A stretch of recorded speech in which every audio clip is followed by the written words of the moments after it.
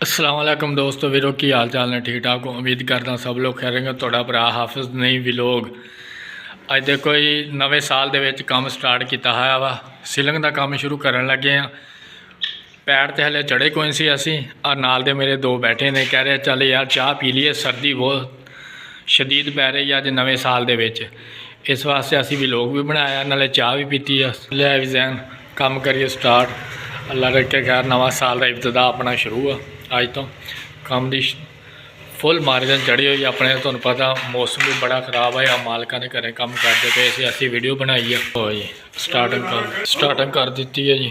लो जी दोस्तों वीरो अल्लाह रखे खैर, तुहानू असी दसते हैं। पहले सब तो पहले इनू असी वाइट डिस्टैंपर मार रहे हैं। डिस्टैंपर मार के फिर असी आ जोड़े बाले इन्हों के बाले देखते पे हैं। असी दूसरा कच्ची लक्कड़ दे करांगे, कच्ची लकड़ दे करके फिर तुहानू असी अगला स्टैप बाई स्टैप दिखा रहे हैं। हर रोज़ असी तुहानू विलोग करके दिखाने हैं।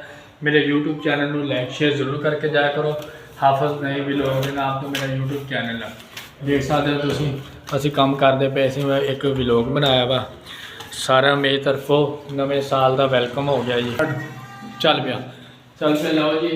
मालिक कह रहे जाले लाओ, असीं जाले लाण लगने फुल सफाई करके तो फिर असीं अल्लाह रखे खैर जी काम स्टार्ट किया है वा। लैब जैन शुरू कर काम इधरों इन्हें शुरू किया है, इधरों मैं किया है जी। मेरे यूट्यूब चैनल में तुसीं लाइक शेयर जरूर करके जाया करो।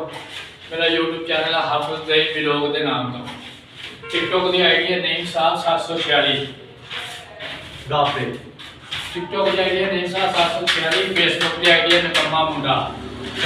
हाँ जी निकम्मा मुंडा रखी हुई है क्योंकि यार काम भी करीदा, मेहनत करते हैं। मेहनत साड़ी रहन जाओगी इंशाअल्लाह किसी ना किसी असीं जरूर वायरल होवांगे दोस्तों। आ देखो जी इदा मेहनत करीदी, तुसीं मेहनत करो असीं मेहनत करते पे हैं। एक विलोग बना के खाईदा दोस्तों वीरा तो यार जोड़ा काम भी असीं करते हैं वो जरूर वीडियो बनाई दी है। हुण सेलिंग असीं स्टैपर मारते पैसे असीं विलोग बनाया। यार हम सफाई हो गई है अल्लाह रखे खैर। सफाई तो बाद फिर चंगी तरह घोटन करते हैं। और भाजी नहीं भाजी हाँ जी हाँ जी कोट ला लो, मैं दे दो मैं सफाई कर लेंगे। चल ठीक हो गया। कह रहे हो तुम घोटन करो मैं सफाई करना, ठीक हो गया। देखो जी कितना भले महाना ध्यान।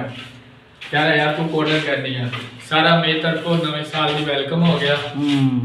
ठीक हो गया ना, ठीक हो गया हाँ जी। लो जी भराओ अल्लाह रखे खैर। तो बाहरला सीन भी दिखाने आ बाहरला सीन है जी जोड़ा असी करन लग रहे हैं। उत्ते उत्ते पड़दे भरांगे वो बाद चेक कर सकते हो तुसीं। अल्लाह रखे खैर।